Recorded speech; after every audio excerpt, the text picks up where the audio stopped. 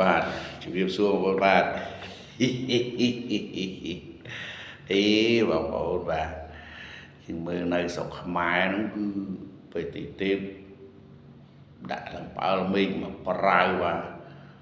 មកប្រាវនឹងផ្អើលមេឃឲ្យល្អញាប់ជាងមុនដល់យើងក៏លេចទៅមើលពេជ្រសម្បត្តិនៅកូរ៉េវិញបងប្អូនបាទអស់តោះហើយបងប្អូនបាទមកប្រាវដំបូងកីឡាករជប៉ុននឹងល្អហួសធ្វើឲ្យពេជ្រសម្បត្តិរៀងងៀមងាមដែរបាទងៀមងាមដែរមិនធម្មតាទេព្រោះកីឡាករវាសុទ្ធតែជាកីឡាករលំដាប់បាទគឺថាទៅធ្វើហើយយើងគិតថាជោគជ័យនៃការផ្សព្វផ្សាយគុនខ្មែរនៅប្រទេសកូរ៉េមកប្រើនេះគឺពិតជាល្អមែនបាទបានជោគជ័យបាទ6គូគឺដាច់6គូប៉ាត់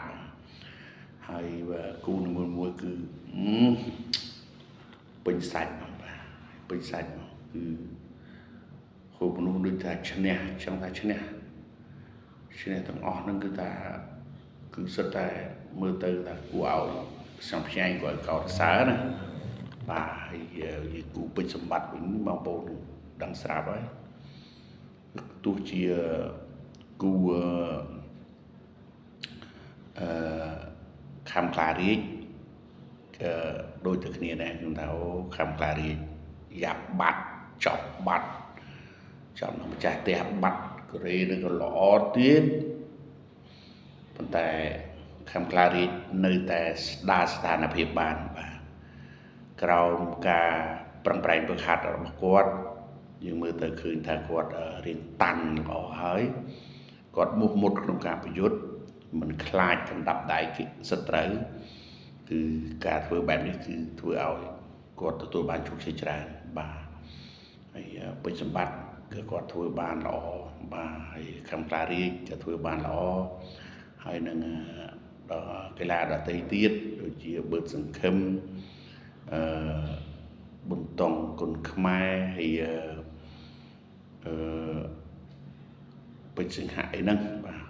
6នាក់អញចង់និយាយថា6នាក់គឺធ្វើបានទាំងអស់ប៉ុន្តែអ្វីដែលជាទីចាប់អារម្មណ៍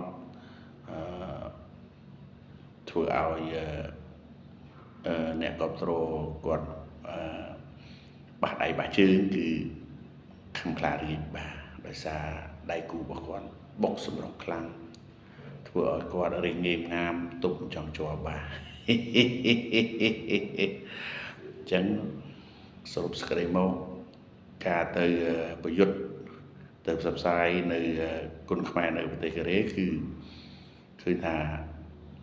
គុនខ្មែរយើងគឺធ្វើបានល្អទាំង6គូបាទជាពិសេសគឺគូខំខ្លារាជហើយនឹងគូពេជ្រសម្បត្តិដែលធ្វើឲ្យអ្នកគ្រប់គ្រងចាប់អារម្មណ៍ខ្លាំងបះដៃបះជើងកាន់តែខ្លាំងព្រោះដៃគូគឺល្អតែគាត់ទាំងពីរនៅតែធ្វើបាន100%បាទទទួលបានជោគជ័យជូនជាតិបាទអញ្ចឹងសូមអរគុណសូមជម្រាបលាបាទ